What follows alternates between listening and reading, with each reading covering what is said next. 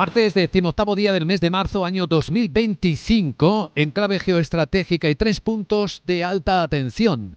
Hoy, el primero lo tenemos en Gaza. Israel ya da por terminado el alto el fuego y vuelve a atacar la franja, 200 muertes según Hamás.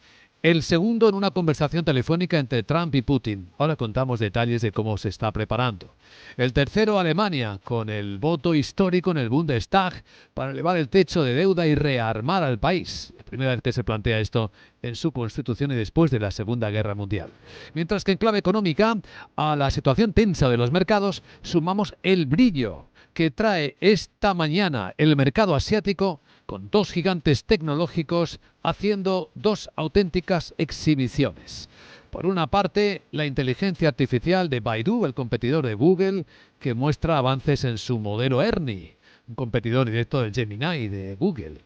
Y bueno, está subiendo un 10%. Y el segundo, BYD, el fabricante de coches eléctricos, el competidor de Tesla, dice haber descubierto la manera de recargar un vehículo eléctrico durante el mismo tiempo que se tarda en echar gasolina a uno de combustión. 5 minutos para recargar 400 kilómetros de autonomía. También disparado en bolsa, uno de los mejores valores del año, subidas del 56%. Para unos mercados que siguen teniendo demasiadas partes a las que mirar y demasiada incertidumbre económica que valorar. Una vez que la Casa Blanca ha confirmado que el 2 de abril sigue siendo la fecha inexorable para aplicar las nuevas subidas arancelarias amenazadas. Tenemos ahora mismo los futuros del mercado americano, aunque Wall Street acabó con ligeras subidas ayer, pues en negativo de nuevo. Tenemos una bajada de 3 décimas, el S&P está en 5.712 y en contraste los europeos vienen subiendo esas mismas 3 décimas que baja el americano. Está el Eurostoxx en 5.464. Todos ellos ya mirando a reuniones de bancos centrales que son protagonistas esta semana. Hoy comienzan las de 2 días de duración, tanto del Banco del Japón como la Reserva Federal de Estados Unidos. No se esperan movimientos, pero cualquier cosa que digan será escuchada con mucha atención e interpretada por los mercados financieros, en los que un piloto de incertidumbre sigue brillando. También es la onza de oro. Vuelve a marcar hoy máximos históricos, rebasando los $3.020 por onza.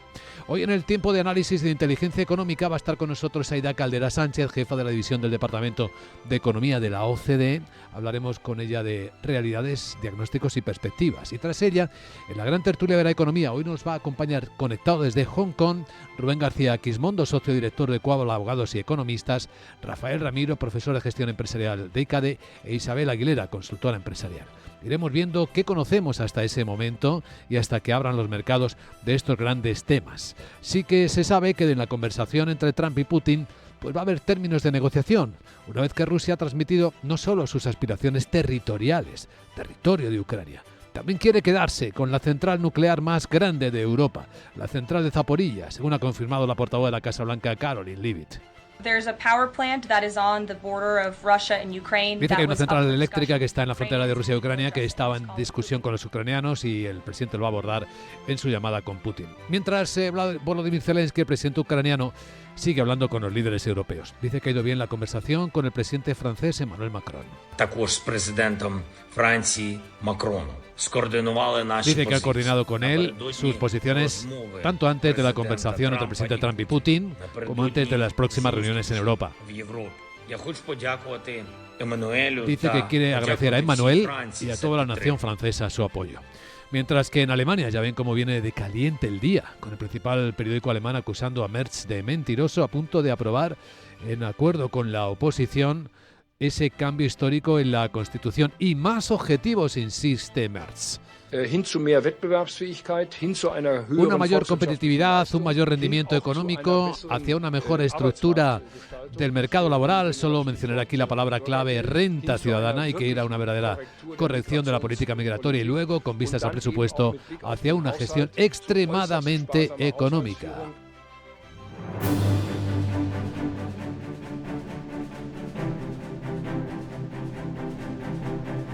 Actualizamos la información con Miguel San Martín. La fuente es el gobierno gazatí de Hamás. Dice que al menos 200 personas, más de 200 personas han muerto en el nuevo ataque del ejército israelí contra la franja.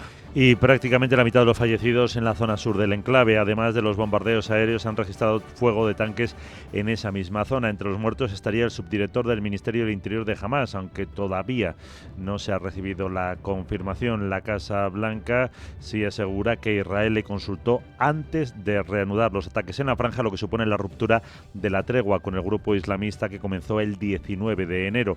Estados Unidos vincula estos ataques con el apoyo de Irán y los rebeldes hutíes del Yemen, como ha dicho el portavoz del Pentágono, Steve Parnell.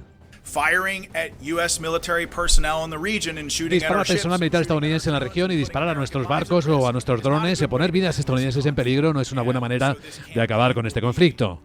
Y por eso esta campaña será implacable para degradar su capacidad de abrir las rutas marítimas en la región y defender nuestra patria. El grupo islamista Hamás advierte de que pone en riesgo este ataque a los rehenes y los expone a un destino incierto. Bueno, ¿qué sabemos de la conversación que van a mantener Donald Trump con el presidente Putin sobre el alto el fuego en Ucrania? Pues que espera avanzar mucho, así lo ha puesto en sus redes sociales y señala que tal vez tendrá algo que anunciar con respecto a un acuerdo para un cese de hostilidades en Ucrania. Trump desvela que ya están hablando de dividir activos, una señal de que podría estar preparándose para sacrificar algunos de los intereses de Kiev y sugiere que ya se ha tomado muchas decisiones. Estados Unidos ha dado a entender que no es realista pretender que Rusia se vaya a retirar de todos los territorios y la central nuclear de Zaporilla es uno de los problemas. El presidente Zelensky en su discurso nocturno acusa a Putin de prolongar la guerra. Se cumple una semana desde que se puso sobre la mesa la propuesta estadounidense de un alto el fuego en el cielo, en el mar y en el frente. Esta propuesta podría haberse aplicado desde hace mucho tiempo. Cada día en tiempos de guerra significa vidas humanas. Hace ya casi una semana que quedó absolutamente claro para todo el mundo, incluso para aquellos que durante los últimos 3 años se negaron a reconocer la verdad, que es Putin quien continúa y prolonga esta guerra.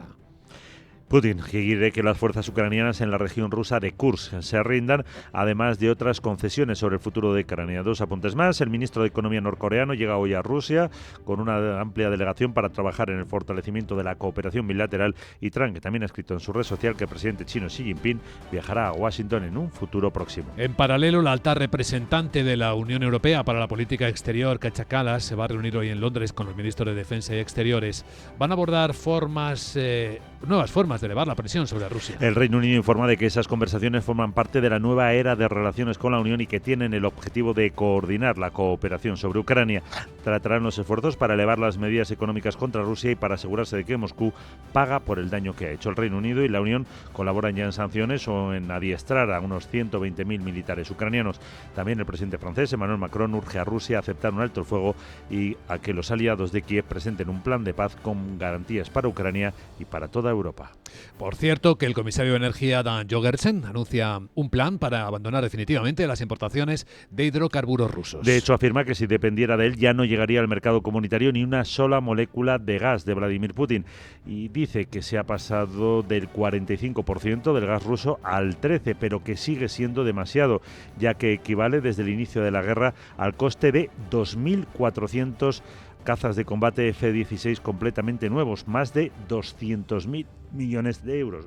Reconoce, que también está preocupado por la seguridad energética y de las infraestructuras, y en ese sentido la vicepresidenta tercera española, Sara Agesen, ha pedido más interconexiones energéticas con Europa, pero que no tienen que salir del presupuesto de los países. Para hablar de inversiones necesitamos una financiación mancomunada a nivel europeo. No puede ser solo a costa de los presupuestos en función de las fiscalidades de los Estados miembros. Entendemos que deberíamos tener un mecanismo parecido al Next Gen, que ha funcionado estupendamente en nuestro país. La también ministra para la Transición Ecológica afirma que España se va a reservar la posibilidad de reintroducir la excepción ibérica para reaccionar en caso de que haya una nueva crisis de precios de la energía. Pues hay otra excepción ibérica. La Comisión Europea acaba de conceder a España una prórroga de 3 semanas para que cumpla, va con retraso, todos los hitos del quinto pago del plan de recuperación. Y en especial ese aumento del impuesto del diésel que enfrenta a los propios socios del gobierno. Bruselas tenía hasta el día 21 de marzo para evaluar los 84 compromisos que forman parte de ese desembolso, que son prácticamente 24.000 millones entre ayudas y préstamos, pero la Comisión ha aceptado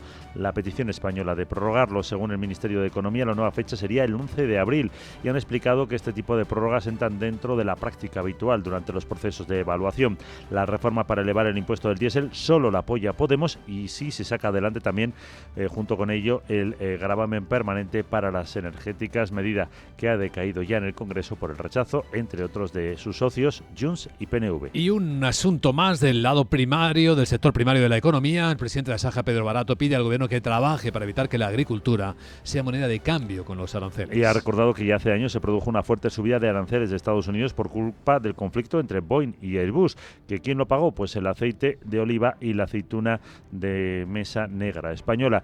Pide a la Unión Europea que en lugar de poner tasas a los productos agroalimentarios de Estados Unidos, como el bourbon, se lo ponga, por ejemplo, a Google o a Tesla. Y el titular de Agricultura, Luis Planas, pide prudencia. Yo creo que hay que diferenciar anuncios de toma de decisiones y, por tanto, juzgar las cosas por la realidad. Tuvimos hace unos días un anuncio, pero ese anuncio tenemos que ver cómo se concreta. Y por eso creo que lo primero que hace falta es prudencia para no incurrir en ningún error que debilite nuestras propias posiciones. Y como siempre he dicho, si se adopta alguna decisión, tendremos que responder a ellas. Planas ha llamado a afianzar el mercado exterior del aceite de oliva y ampliarlo en este contexto geopolítico marcado por las amenazas de Estados Unidos y ha destacado que 2/3 de la producción española se comercializan fuera, en más de 150 mercados internacionales. Veamos ahora la agenda del martes. Hola, Sara Bot, muy buenos días, ¿qué tal? Muy buenos días, Luis Vicente. Te recuerdo que es un martes lluvioso y te cuento que en Italia y la zona euro se publica la balanza comercial de enero. En Alemania se conocerá el índice ZEW de confianza de los inversores de marzo, que podría dispararse, y también conoceremos el de la zona euro. En Estados Unidos se publican datos de permisos de construcción e inicio de viviendas de febrero, el índice de precios de exportación e importación, el Redbook de ventas al por menor y producción industrial y manufacturera de febrero. Atención, porque comienza la reunión de 2 días de la Reserva Federal. Bueno, ¿Qué? me habéis dejado anonadísimos con eso que ha contado la Torrecillas de la carga ultra mega super rápida de los BYD. Sí, En 5 minutitos ya estaría cargada, Sí, ¿no? sí, Pues sí. ya estás tardando. Vamos, que no esperes, que me lo compres ya mismo para que la Sarita lo tenga. ¿No te parece? Tú habla con el señor BYD y ya verás cómo te hace un descuentito. Qué bien, Sara, operativa 24 horas al día. Jeje. Chao. No sé, cambiar una carga de en 5 minutos 400 kilómetros de autonomía, en el caso tuyo, Sara, sería 5 minutos y ¿cuántos miles de palabras? Mejor sigamos con nuestra carga lenta.